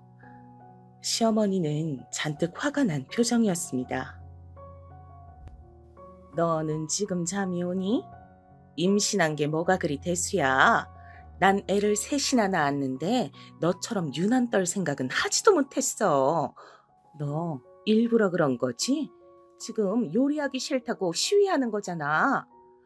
아우, 진짜 가만 보면 여우가 따로 없다니까. 에이, 엄마 왜 그래? 설마 일부러 자기 손을 저렇게 했겠어? 만약 그런 거면 정성이 갸륵해서 우리가 봐주자. 시집와서 음식도 하기 싫단 며느리를 우리가 어쩌겠어? 세상엔 이런 며느리도 있는 거지. 시어머니가 제게 뭐라고 하자 신우이가 쪼르르 달려와서 말리는 척 제 욕을 하기 시작했어요. 이때 임신해서 안 그래도 호르몬 때문에 감정 조절이 쉽지 않았는데 너무 서럽더라고요. 그래서 결혼하고 처음으로 울면서 시어머니에게 그만하라고 했습니다. 다른 말도 아니고 그냥 그만하라는 한마디를 했는데 시어머니는 감히 며느리가 시댁을 우습게 한다고 더 난리를 치기 시작했어요. 저는 절대 시댁을 우습게 본 적도 없고 그냥 그날은 응급실에 갔다 왔으니 저녁을 준비하기 전에 쉬려고 했던 거였거든요. 너무 속상해서 엉엉 울자 시누이는 울은 소리가 시끄럽다고 하더라고요. 결국 저는 너무 속상해서 그날 시댁을 나왔습니다. 제가 침대에서 일어나서 밖으로 가니까 시어머니와 시누이는 더 화를 내더라고요. 절대 들어오지 말라는 말에 저도 오기로 밖에 나갔어요. 돈이 없어서 어디 가지도 못하고 공원을 돌았습니다. 다행히 그때 날씨가 여름이나 겨울이 아니라 괜찮았어요. 혼자 놀이터에 앉아 오니까 어느새 저녁이 되어 있더라고요. 속으로 시아버지 양복점에 갈까 생각했는데 그냥 그네에 앉아 있었습니다. 사람들이 퇴근해서 집에 가는 소리가 들렸어요. 그렇게 각자 집에서 저녁을 먹는지 음식 냄새도 나기 시작했습니다. 순간 시댁에 들어갈까 생각하다 끝까지 버텼어요. 놀이터에 앉아 몇 시간이 지났을까요? 제 앞에 시아버지가 나타났습니다. 시아버진 제게 집에 가자고 하셨어요. 당신이 대신 미안하다고 사과하셨죠. 응급실에 간 며느리에게 저녁밥을 얻어먹을 생각은 없다고 하셨어요. 이때 시아버지가 아니었다면 저는 다시 시댁에 갈 생각을 안 했을 거예요. 결국 못 이기는 척 시댁에 갔더니 시어머니는 당장 나가라고 소리를 지르셨습니다. 그런 시어머니를 시아버지가 달래고 시누이는 남편이 달랬습니다. 이 사건 이후로 시아버지는 제가 출산할 때까지 아침밥을 준비하지 말라고 하셨어요. 그래서 아침은 시어머니가 전담으로 준비하게 되었습니다. 저한텐 좋은 조건이었는데 시어머니의 미움을 더 받게 되는 계기가 되었습니다. 시어머니는 응급실과 제 가출 사건 이후로 저를 죽어라 미워하기 시작했어요. 첫째 아이의 성별은 딸이었습니다. 시어머니는 안 그래도 저를 미워했는데 제가 아들을 낳지 않았으니 더욱 명분이 생겼습니다. 그래서 제게 계집애니까 보육원에 가져다 주고 오라고 하기까지 했어요. 제가 힘들게 태교하고 배 아파 낳은 아이를 어떻게 보육원에 버리겠어요? 부모가 없는 것도 아니고 멀쩡히 엄마랑 아빠가 살아있었잖아요. 이런 상태에서 시댁에는 불행이 닥치게 되었습니다. 바로 시아버지가 교통사고로 돌아가시게 되었거든요. 너무 순식간에 일어난 일이었어요. 평소와 다른 게 없던 평범한 날이었습니다. 집에서 아침도 드시고 출근하다 그대로 교통사고를 당하셨고 그 자리에서 하늘로 가게 되었어요. 원래 남편하고 같이 출근하는데 남편은 그날따라 일이 많아 먼저 출근한 상태였습니다. 사고 소식을 듣고 시어머니는 정신을 잃고 쓰러졌습니다. 저도 어안이 벙벙해서 딸을 안고 병원으로 달려갔어요. 제 유일한 버팀목이던 시아버지가 쓰러진 걸 보고 저는 너무 슬펐어요. 장례식장에서 눈물이 멈추질 않았습니다. 시아버지가 없으면 제가 누굴 보고 견디겠어요? 실제로 시아버지가 갑작스럽게 돌아가시고 시어머니는 저를 더 괴롭히셨습니다. 시아버지의 교통사고는 저랑 아무런 관계도 없는데 제 탓으로 몰아갔어요. 네가 우리 집에 온 이후로 되는 일이 없어. 우리 남편도 너 때문에 죽은 거야. 내 남편 살려내. 살려내라고. 너 만약 내 아들도 죽이면 그땐 내가 가만두지 않을 거야. 알겠어? 시어머니는 틈만 나면 저를 보고 욕하셨어요. 서럽고 서운하고 말도 안 된다고 생각했습니다. 저도 시아버지가 돌아가시고 너무 감정적으로 힘들었어요. 유일한 제 편이 사라진 거잖아요. 시아버지가 죽고 양복점은 문을 닫았습니다. 처음엔 남편이 이어가려고 했는데 자꾸 시아버지가 생각나서 못 견디겠다고 남편은 다른 길을 가겠다고 했어요. 그런 남편을 존중하고 저는 기다렸습니다. 사실 시아버지가 돌아가시고 수입이 사라지니 시댁 형편이 많이 힘들었습니다. 남편은 취업을 준비한다고 도서관에 다니기 시작했죠. 시댁은 결국 살던 아파트도 팔고 새로운 집으로 이사가서 살기 시작했습니다. 시어머니와 시누이는 작아진 집이 너무 싫다고 불만투성이었어요. 그런데 어쩔 수가 없었습니다. 돈이 없으니 당장 누구라도 나가서 돈을 벌어야 했는데 시댁 식구들은 그 누구도 나가서 돈을 벌 생각이 없어 보였어요. 시어머니는 본인은 몸이 안 좋아서 일을 할 수가 없다고 했습니다. 시누이는 결혼할 남자를 찾아야 한다고 하더라고요. 남편은 취업을 준비한다고 도서관에 다녔죠. 결국 남는 것은 돌쟁이 아이를 키우는 저 하나였습니다. 당장 먹고 살 돈이 없으니 제가 결국 마트에서 일하기 시작했어요. 이때 시어머니와 시누에게 서운했던 점은 바로 아이를 봐주기 싫다고 하더라고요. 둘이 집에만 있으면서 우리 아이가 예민해서 돌보는 건 무리라고 그 어린 돌쟁이를 어린이집에 보냈습니다. 그런데 우리 첫째는 누가 봐도 순한 아이였거든요. 비록 임신했을 때 예민하긴 했지만 태어나선 한 번도 힘들게 했던 적이 없어요. 그저 그냥 밥만 잘 챙겨주면 조용히 혼자 놀기도 잘 놀고 잠도 잘 자는 아가였습니다. 이런 아이를 딸이라는 이유로 돌보기 싫다고 어린이집에 보냈어요. 심지어 어린이집에 데려다주고 데리고 오는 것도 귀찮아했습니다. 제가 마트에 출근하기 전에 아이를 어린이집에 데려다줬고 시어머니가 데리고 오는 것만 했어요. 그런데 그것도 싫다고 시어머니는 돈 관리를 본인이 하겠다고 제 월급을 가져갔습니다. 결국 저는 제가 돈을 버는데도 제가 월급을 관리하지 못했어요. 이런 상태에서 전 둘째까지 가지게 되었습니다. 사실 둘째를 가졌을 때 고민이 많았습니다. 그때 상황이 안 좋아서 낳는 게 맞나 싶었죠. 하지만 우리 부부에게 찾아온 아기를 제 손으로 지우긴 싫더라고요. 그래서 큰 고민 끝에 둘째를 낳기로 결정했습니다. 다행히 첫째 때와 달리 둘째는 임신했을 때 입덧이 많지 않았어요. 저는 출산하기 한 달 전까지도 일했습니다. 그리고 둘째가 태어났는데 다행히 성별이 남자였어요. 시어머니는 아들인 둘째를 매우 예뻐했습니다. 첫째는 우는 것도 듣기 싫다고 하더니 둘째는 본인이 직접 안아서 키웠어요. 낳은 건 전데 본인이 엄마인 것처럼 봐주었어요. 그런데 둘째가 누가 봐도 저랑 똑같이 생겼거든요. 원래 첫째 딸은 아빠를 닮고 아들은 엄마를 닮는다는 말이 있잖아요. 그런데 시어머니는 무조건 아들이 남편을 닮았다고 우겼습니다. 제 눈은 큰 편이고 남편 눈은 작은데 아들이 눈이 되게 동그랗고 이쁘거든요. 지나가는 사람들도 저랑 똑같이 생겼다고 하는데 시어머니는 아들의 눈이 남편하고 똑같다고 했습니다. 사실 이런 거는 그냥 넘길 수 있었어요. 제가 정말 스트레스 받았던 것은 바로 시어머니의 손주 차별이었습니다. 대놓고 딸인 우리 첫째는 미워하고 아들인 둘째만 이뻐했어요. 제가 마트에서 일하면서 시어머니가 우리 아이들을 봐주셨습니다.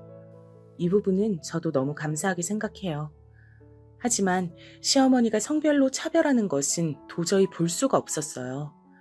아이들이 어릴 때는 아직 어리니까 모른다고 쳐도 유치원에 들어가면서도 그러니까 첫째가 너무 안쓰럽더라고요. 어느 날은 제가 일하고 집에 갔더니 첫째가 혼자 울고 있었어요. 제가 무슨 일이냐고 하니까 시어머니가 둘째인 아들한테만 피자를 줬다고 하더라고요. 너무 어이가 없어서 시어머니에게 왜 그러셨냐고 했더니 뭐라고 했는지 아세요? 저는 아무리 그래도 먹는 걸로 차별하면 안 된다고 생각했거든요. 여자애가 먹으면 살만 찌고 안 좋아. 피자를 왜 먹니? 대충 나물이나 먹으라 그래라. 벌써 이런 거 먹으면 비만 되잖아. 그러면 남자한테 인기도 없어. 우리 손자가 좋아하는 피자는 손자가 먹어야지. 어머니, 그래도 우리 지연이도 피자 좋아해요. 그리고 객관적으로 지철이보다 지연이가 더 말랐어요. 아직 어린데 먹는 것으로 차별하면 애들 정서에도 안 좋아요. 제가 돈 더 벌 테니까 애들 먹는 걸로 차별하지 말아주세요. 뭐? 내가 힘들게 이 나이에 너희 자식들 봐주는데 그게 할 말이야? 지금 돈 번다고 유세야? 어? 그럼 그만둬. 내 아들도 능력이 좋아서 금방 취직했으니까 그만두라고. 그때 남편은 동네에 있는 어느 중소기업에 취직했었어요. 몇 년 동안 도서관에 가더니 취직했다고 하더라고요. 저도 마트에서 일하는 걸 그만두고 싶었는데 현실적으로 애가 둘이고 시어머니도 모시고 살고 무엇보다 시누이가 그때까지도 결혼하고 있지 않았어요. 그래서 집에서 현실적인 생활비가 정말 많았습니다. 그래서 저도 집에서 아이들을 돌보고 싶어도 그럴 수가 없었어요. 시어머니는 제가 첫째도 챙겨달라고 하면 매번 화만 내셨습니다. 첫째에게 너무 미안했습니다. 그러다 사건이 또 터지게 되었습니다. 아이들의 학교에 들어갔을 때 일어난 사건이었죠. 드디어 집에서 노처녀로 있던 둘째 신우가 결혼하게 되었거든요. 선을 몇 번을 보더니 결국 어떤 남자와 식장을 잡았다고 했습니다. 저는 그 말을 듣고 진심으로 기뻤습니다. 시누이라도 나가면 생활비가 줄어드니까요. 실제로 시누이는 집에서 일도 안 하고 남편과 제가 버는 돈으로 다 생활했습니다. 일하러 나가는 모습을 본 적도 없어요. 그런 시누이가 결혼한다니까 저는 진심으로 축하했습니다. 그런데 시어머니가 제게 뭐라고 했는지 아세요? 전 처음에 듣고 제가 잘못 들은 줄 알았습니다. 어찌나 뻔뻔하고 당당하게 말하는지 너무 어이가 없었어요. 우리 딸 결혼하니까 너희 부부가 1억을 줘라. 나는 모은 돈이 없으니까 너희가 대출을 받아서 줘. 늦은 나이에 결혼하는 거라 혼수나 예물에 드는 돈이 많네. 알겠지? 네? 어머니, 1,000만 원도 없는데 어떻게 1억 원을 준비해요?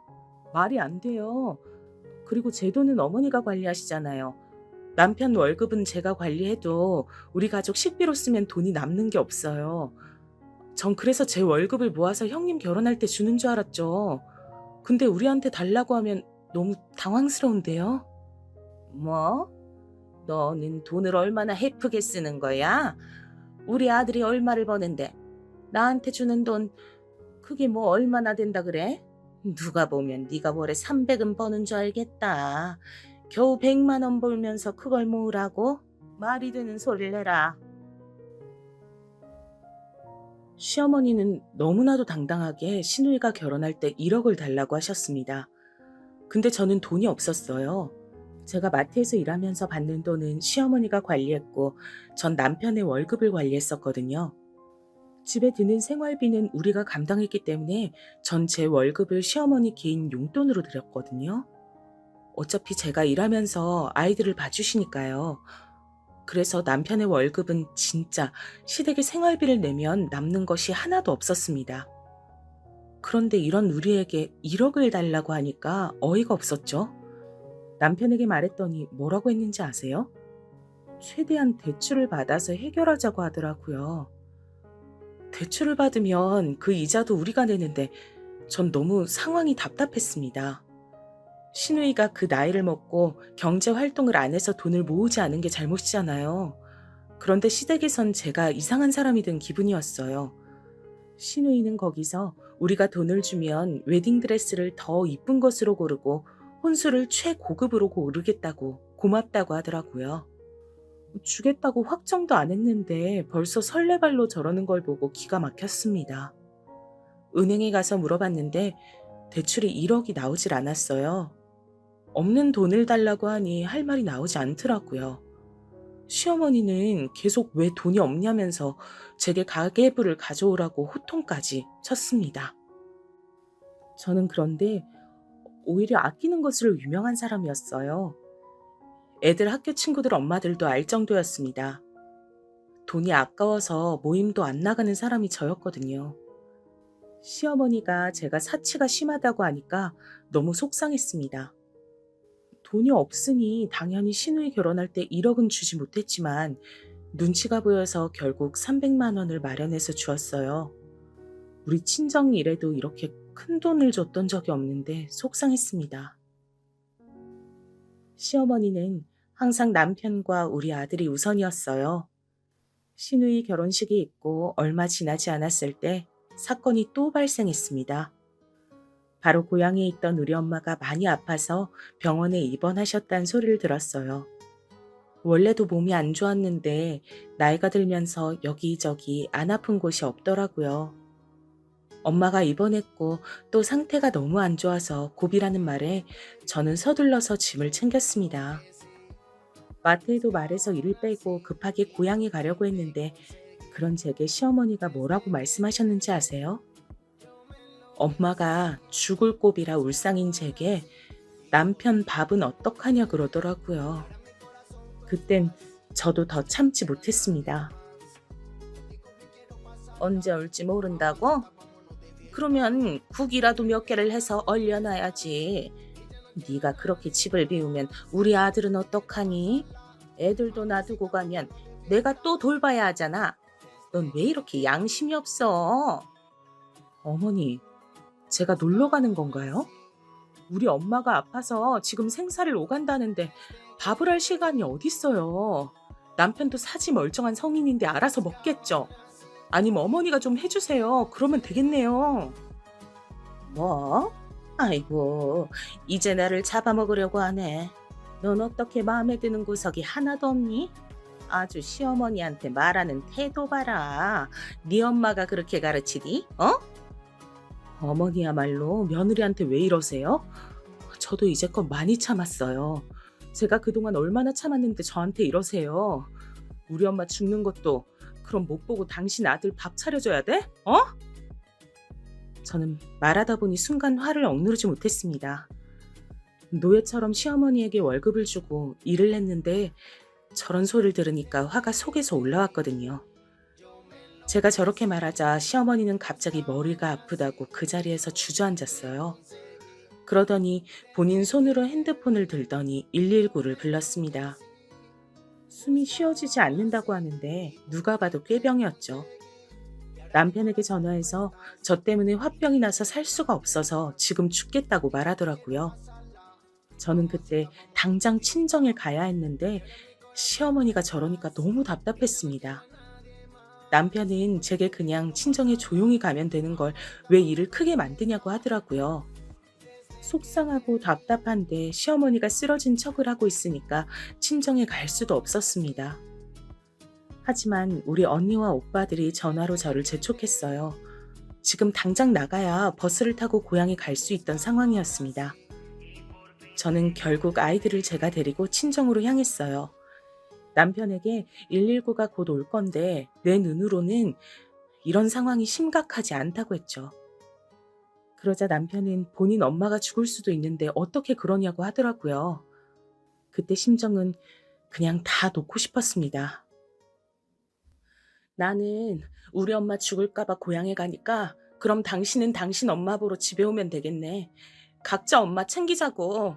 우리 엄만 진짜로 아파서 병원에서 생사를 오가는 거고 너희 엄만 꾀병이라고. 저는 너무 화가 나서 남편에게 저렇게 말하고 아이들을 데리고 버스 정류장으로 향했어요. 여러분, 저는 진짜 결혼해서 한 번도 이렇게 남편에게 말한 적이 없거든요.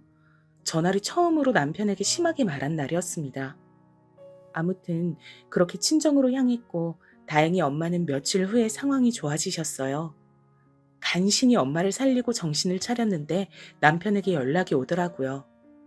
남편은 우리 엄마가 괜찮아졌다고 하니 다행이라고 하면서 빨리 집에 오라고 했습니다. 저는 일부러 시어머니의 상태를 정확하게 묻지 않았어요. 그런데 남편은 본인이 알아서 말해줬습니다. 시어머니는 원인 불명의 두통에 시달려서 아직도 입원 중이라고 했어요. 저는 그 말을 듣고 참 어이가 없었습니다. 딱 봐도 아픈 것도 없는데 괜히 입원하는 거였거든요. 만약 제가 시댁에 가면 시어머니의 병관으로 할 것이 뻔했습니다. 그때부터 자존심 싸움이 시작되었어요. 전 우리 엄마의 상태를 지켜본다고 하고 시댁에 가지 않았습니다. 그러자 남편은 당장 시어머니를 누가 간호하냐고, 자기가 일을 그만둘 순 없지 않냐고 화를 내더라고요.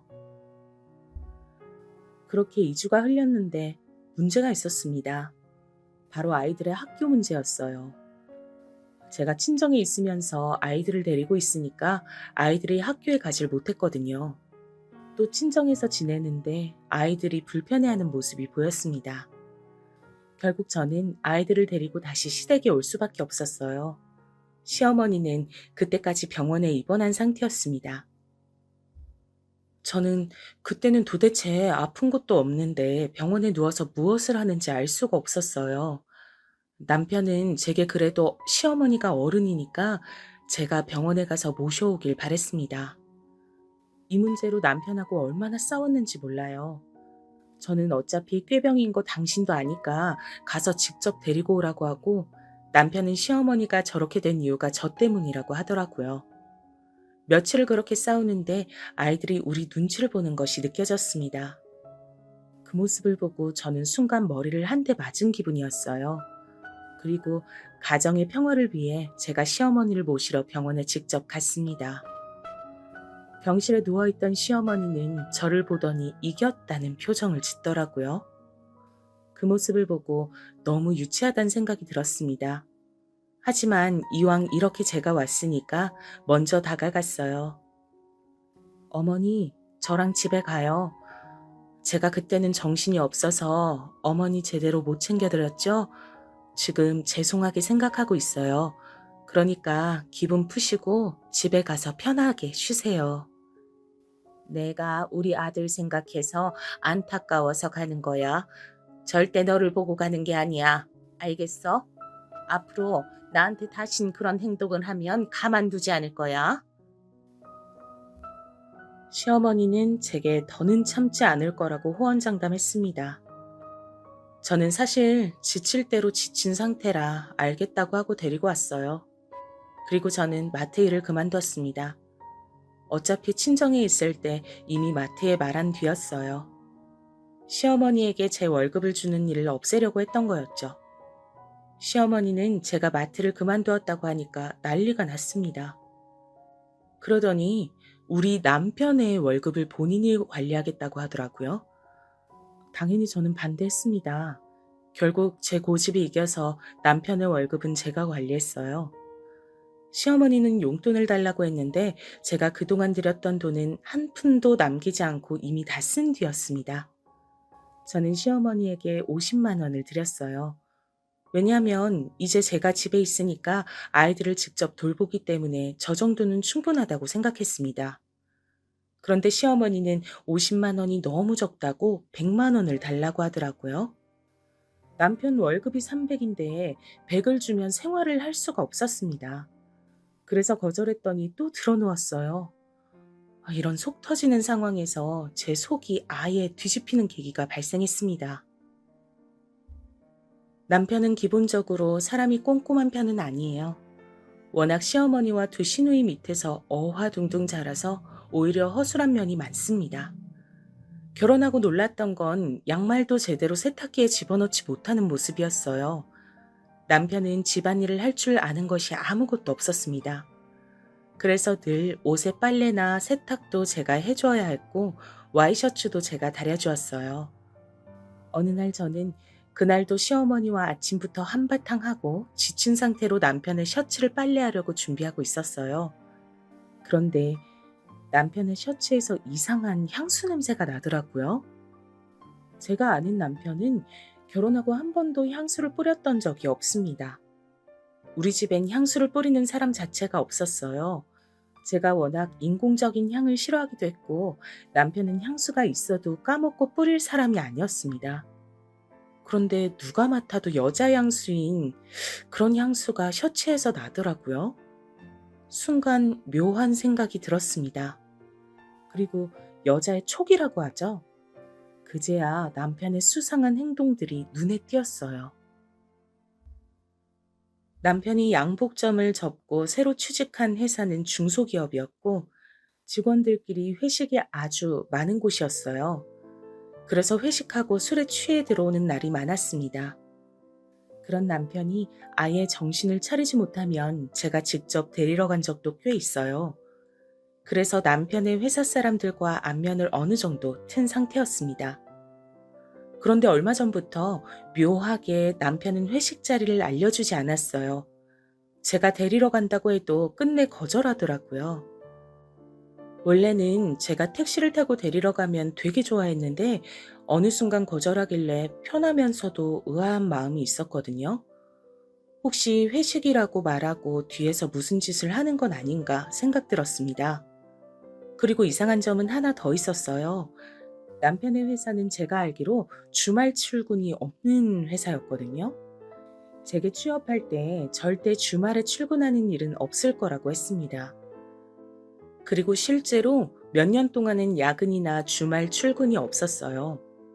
그런데 얼마 전부턴 주말에 회사를 나가는 경우가 많이 생겼습니다.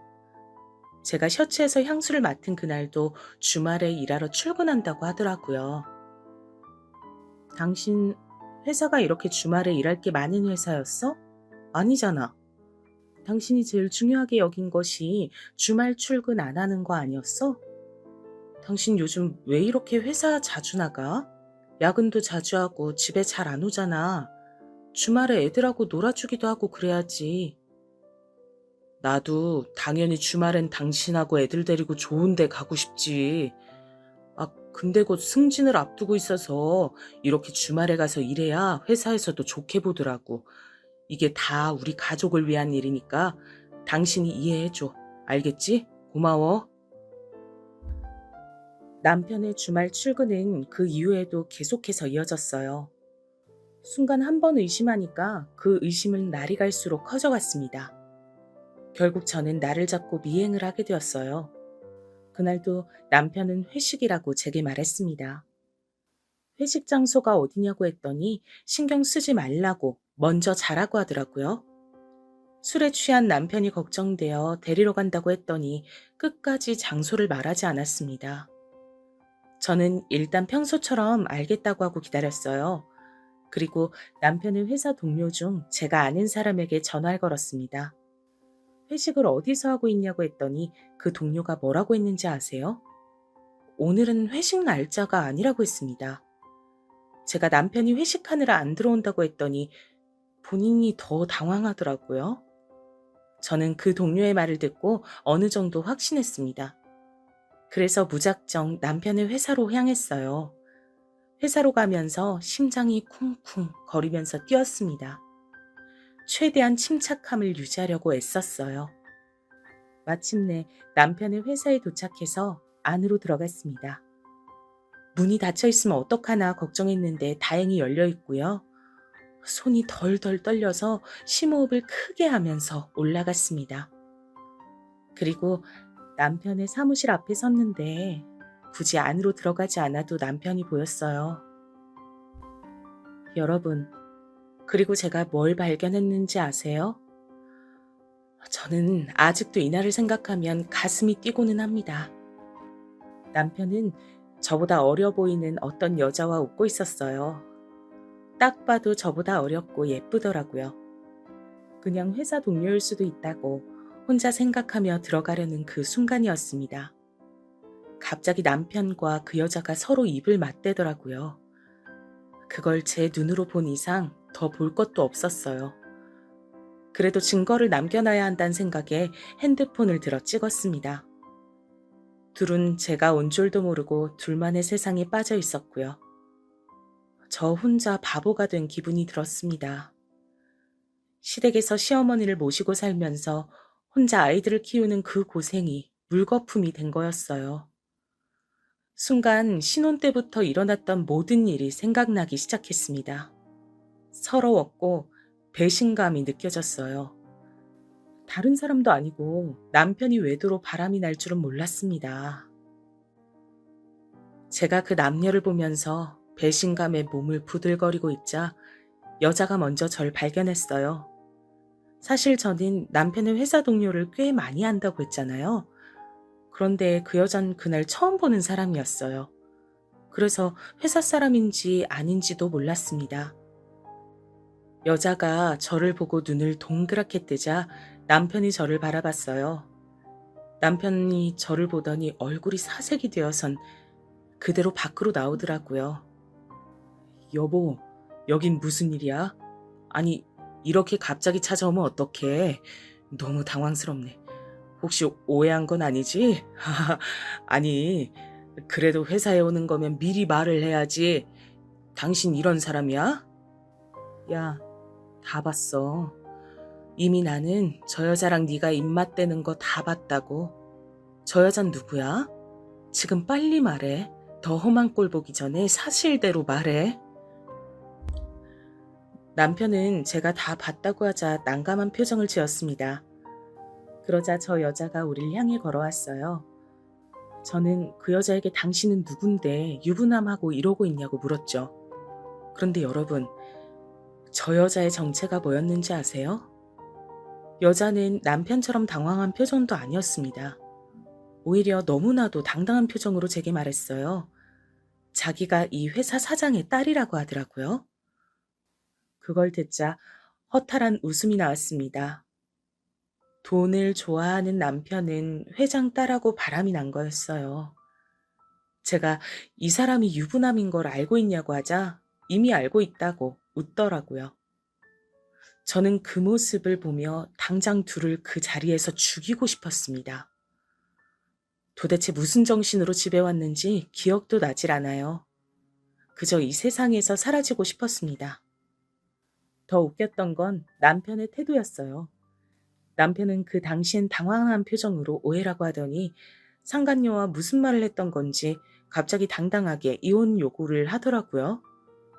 처음에는 그냥 곱게 이혼해 주려고 했는데 생각해보니까 억울했습니다. 제가 왜 상간녀와 남편이 원하는 대로 해줘야 하는지 모르겠더라고요.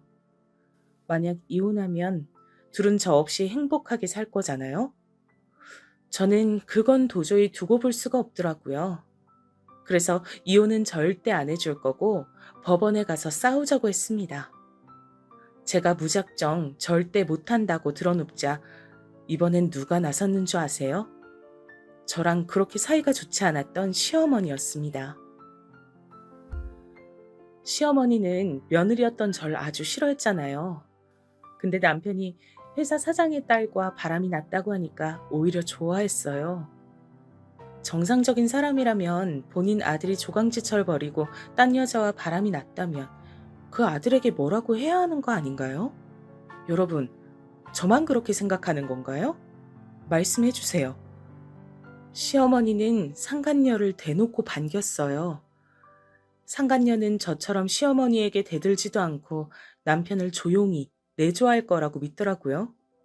심지어 우리 아이들에게 새로운 엄마가 될 사람은 부자라고 했답니다. 저는 남편과 시어머니는 꼴도 보기 싫었고 없는 정도 다 떨어진 상태였어요. 그런데 우리 아이들은 무조건 제가 데리고 갈 예정이었죠. 시어머니는 그러자 손자인 우리 아들은 놓고 가라고 하더라고요. 끝까지 그놈의 남아 선호 사상이 미쳐서 저러는 걸 보니 한숨도 나오질 않았습니다. 한편 제가 남편의 바람으로 너무 힘들어하니까 큰언니가 연락이 왔어요. 큰언니는 부자인 사업가 형부와 결혼해서 행복하게 살고 있었거든요. 제가 엉엉 울면서 그동안 있었던 일을 얘기하자 언니는 며칠 뒤에 연락이 왔습니다. 언니는 형부와 저랑 셋이 만나자고 했어요. 그리고 저는 그날 이혼을 다짐하게 되었습니다. 자기가 알아서 할 테니 일단 어느 정도 돈을 받고 이혼하라는 형부의 지시를 받았거든요. 마침 그때 남편과 상간녀는 살림을 합칠 계획이었어요. 시어머니는 제가 시댁에서 안 나가고 버티자 돈을 제시했습니다. 예, 너 돈 때문에 그러는 거지? 내가 모를 줄 알아? 어휴, 내가 5억 줄게. 이 집 팔아서 줄 테니까 우리 아들한테서 떨어져. 우리 아들 행복하게 새 인생 살 거야. 알겠어? 우와? 알겠어요. 이혼할게요. 그 대신 뒷감당은 하실 수 있죠? 내가 절대 당신들 행복하게 살도록 두지 않을 거야. 각오해. 계좌번호 남겼으니까 당장 송금하세요. 돈 확인되면 서류에 도장 찍어줄 테니까. 저는 시어머니가 5억을 제시하자 기다렸다는 듯이 이혼 서류에 도장을 찍었습니다. 이 모습을 보더니 시어머니는 역시 돈에 미쳤다고 하더라고요. 진짜 돈에 미친 사람은 아이까지 있으면서 바람이 난 남편이었는데 말이에요. 아무튼 저는 그렇게 5억을 받고 아이들을 데리고 친정으로 오게 되었습니다. 사실 형부가 시킨 대로 행동하긴 했는데 막상 이혼하니까 너무 분했어요. 서러움이나 속상함보다는 분노에 가까운 감정이었습니다. 시어머니와 남편, 그리고 그 상간녀까지 모두 불태우고 싶은 마음이 컸어요. 이런 저를 보고 형부와 언니는 계획에 들어갔습니다. 그 계획은 바로 형부의 지위를 이용한 거였어요. 우리 형부는 알아주는 투자 사업가였거든요. 형부는 그 5억을 받고 역으로 상간녀의 회사에 접근했습니다. 그러더니 형부는 본인이 아는 지인들을 동원했어요. 이 과정은 며칠 만에 할 수 있는 것이 아니었습니다. 큰언니의 말대로 저는 일단 아이들을 돌보는 것에 집중했어요. 형부가 본인을 믿고 맡겨달라고 했거든요. 저는 그래서 서울로 아예 이사와서 아이들을 돌봤습니다. 그나마 다행이었던 건 우리 아이들이 아빠를 그렇게 좋아하는 편이 아니었단 점이에요. 왜냐면 남편은 아이들과 제대로 놀아주지도 않았고 특히 외도하면서 아예 집에 오지 않은 날도 많았습니다.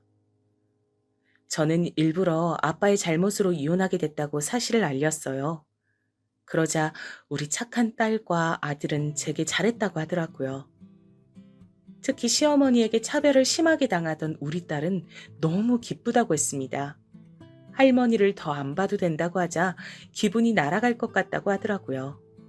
제 생각보다 너무 좋아하는 모습에 오히려 제가 미안한 마음이 들었습니다.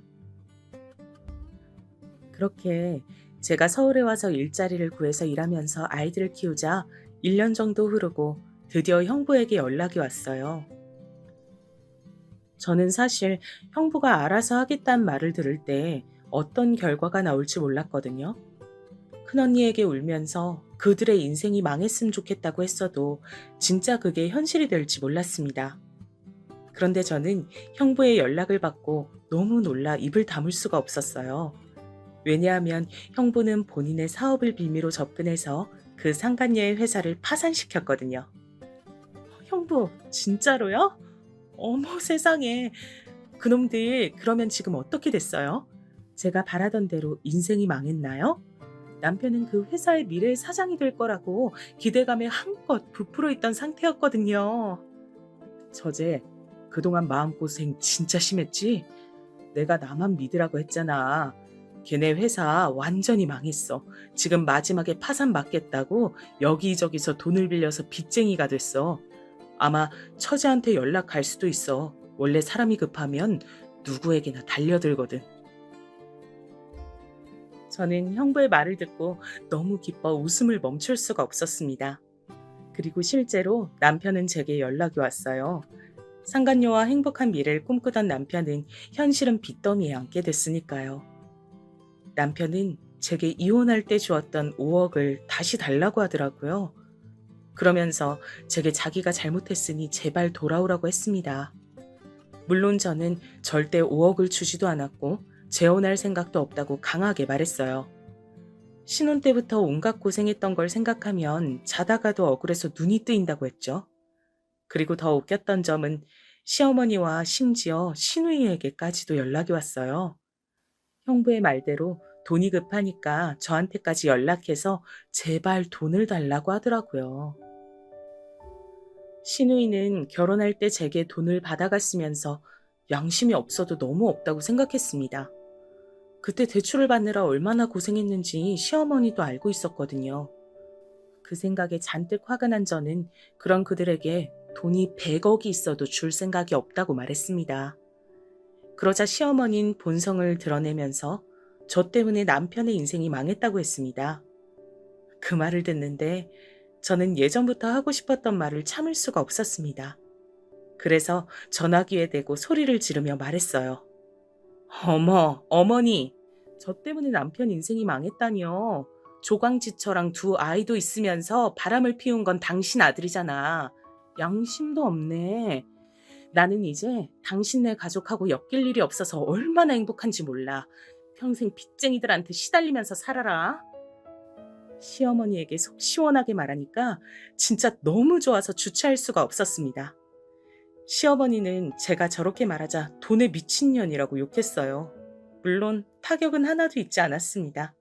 오히려 너무 웃기고 통쾌했어요.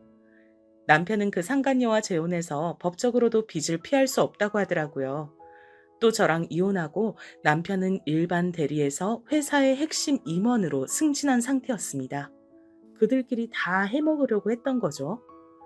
그런데 이렇게 형부 덕분에 인생이 망한 것을 보니 너무 통쾌했습니다.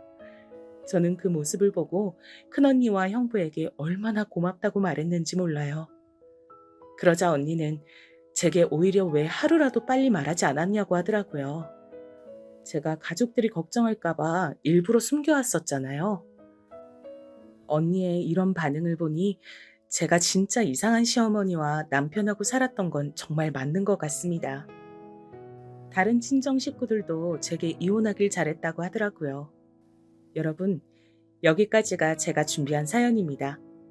들으시면서 재밌으셨나요? 저는 아직도 이 사건을 생각하면 너무 통쾌해요. 그리고 이혼하고 우리 아이들도 더 안정된 상태고 저도 서울에서 일자리를 구해서 요즘 인생이 행복하답니다. 형부가 5억을 10억으로 돌려줘서 그 돈 덕분에 이제 앞으로 살면서 돈 걱정도 없거든요. 시어머니와 살면서 제 월급을 모조리 가져다 줬던 과거를 생각하면 헛웃음도 나옵니다. 하지만 이제 그럴 일 전혀 없으니 너무 만족해요. 여러분, 그럼 저는 이만 마치겠습니다. 제 사연 들어주셔서 진심으로 감사합니다.